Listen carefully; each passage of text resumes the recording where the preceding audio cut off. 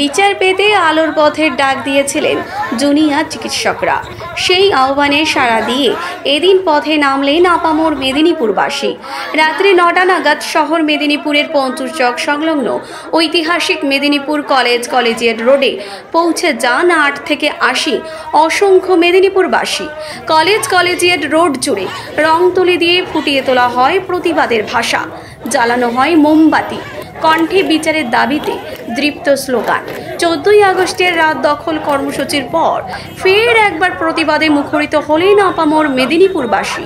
শিক্ষক, চিকিৎসক, ব্যবসায়ী, শ্রমজীবী থেকে অসংখ্য ছাত্রছাত্রীরা পথে নেমে তিলোত্তমার বিচারের দাবিতে গর্জে ওঠেন। রাত্রি 10টা নাগাদ মোবাইলের আলো জ্বালিয়ে ঐক্যবদ্ধ মিছিল কলেজিয়েট রোড থেকে বেরিয়ে শহর মেদিনীপুর পরিক্রমা করে। গান্ধীর মূর্তির পাদদেশে অরিজিৎ সিংয়ের আর কবে গানের সঙ্গে গলা মিলিয়ে প্রতিবাদ ধ্বনি পৌঁছে দেওয়ার চেষ্টা হয় রাষ্ট্রের সর্বোচ্চ স্তরে।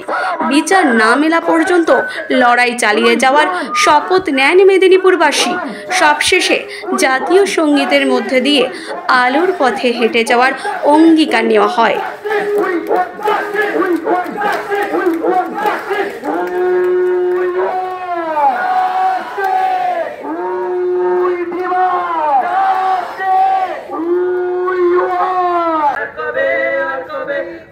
শক্তি পাবে আর কবে চিত্ত স্বাধীন হবে, আর কবে সিক্ত হবে, আর কবে আর কবে আর কবে আর কবে আর কবে আর কবে আর কবে আর কবে আর কবে আর কবে আর কবে I do believe we shall overcome someday.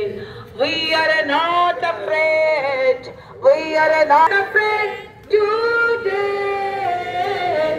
Oh, deep in my heart, I do believe we shall overcome someday. हम होंगे कामयाब, हम होंगे कामयाब एक दिन. Oh, मन में है विश्वास, पूरा है विश्वास, हम होंगे कामयाब एक दिन. আমরা করব জয়, আমরা করব জয় নিশ্চয়, আমরা করব জয়, আমরা করব জয়, আমরা করব জয় নিশ্চয়.